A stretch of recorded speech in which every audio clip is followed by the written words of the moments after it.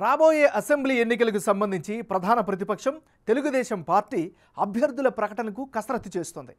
జనసేనతో సీట్ల సర్దుబాటు చర్చలు కొలిక్కి వస్తున్నట్లు కనిపిస్తుండడంతో ఫస్ట్ లిస్ట్ రిలీజ్ చేయడానికి ముహూర్తం ఫిక్స్ చేసుకుందట. సంక్రాంతి సమయానికి తొలి జాబితా విడుదల చేయాలని భావిస్తుందట. ఆ లిస్టులో ఖాయంగా పోటీ చేస్తారు అని అందరూ భావిస్తున్న 25 మంది పేర్లు ఉండే అవకాశం కనిపిస్తోంది.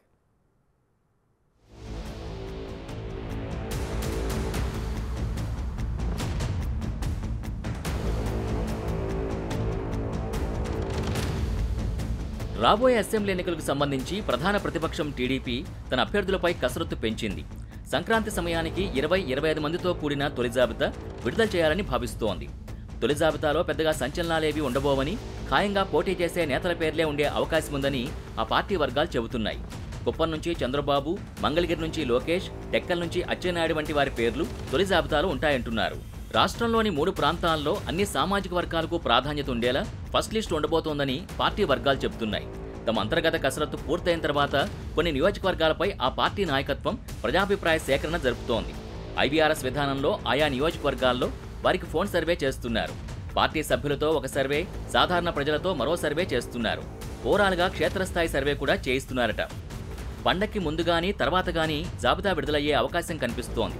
షెడ్యూల్ విడుదలైన తర్వాత ఫిబ్రవరిలో మిగిలిన అభ్యర్థుల ప్రకటన ఉంటుందంటున్నారు. జనసేనతో పొత్తు నేపథ్యంలో 2 పార్టీల అధినేతలు సీట్ల సర్దుబాటుపై పెద్ద కసరత్తే చేస్తున్నారు. అది ఇప్పుడు కొలికొస్తున్నట్టు కనిపిస్తోంది.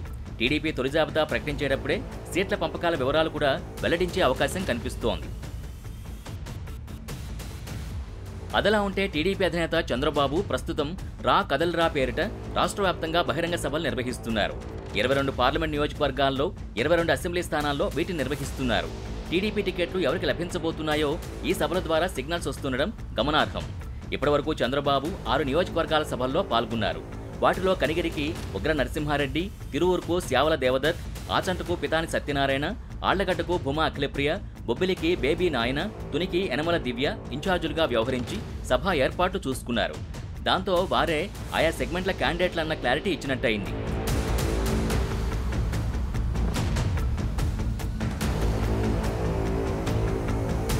వీరిలో తిరువూరుకు చెందిన దేవదత్ విషయంలో కొంత ఊగిసలాట్లో ఉన్నా చివరికి ఆయన వైపే మొగ్గు చూపుతున్నట్టు తెలుస్తోంది. ఇక వెంకటగిరిలో టీడీపీ ఇన్ఛార్జిగా కురుగుండ్ల రామకృష్ణ ఉన్నారు. వీరందరికీ టికెట్లు లభించబోతున్నాయని పార్టీ వర్గాలంటున్నాయి.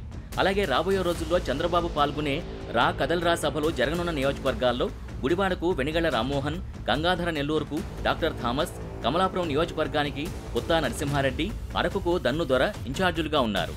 మండపేటకు వేగుళ్ల జోగేశ్వరరావు, పీలేరుకు నల్లారి కిషోర్ కుమార్ రెడ్డి, ఒరవకొండకు పయ్యావుల కేశవ్, కోవూరుకి పోలంరెడ్డి దినేష్ రెడ్డి, పత్తికొండకు కేఈ శ్యాంబాబు, గోపాలపురం నియోజకవర్గానికి మద్దిపాటి వెంకటరాజు, పొన్నూరుకు ధూళిపాడ నరేంద్ర కుమార్, మాడుగులకు పీవీజీ కుమార్, టెక్కలికి కింజార పచ్చెన్నాయుడు, ఉంగుటూరుకు గన్ని వీరాంజనేయులు, చీరాలకు కొండయ్య యాదవ్ ఇన్ఛార్జులుగా వ్యవహరిస్తున్నారు.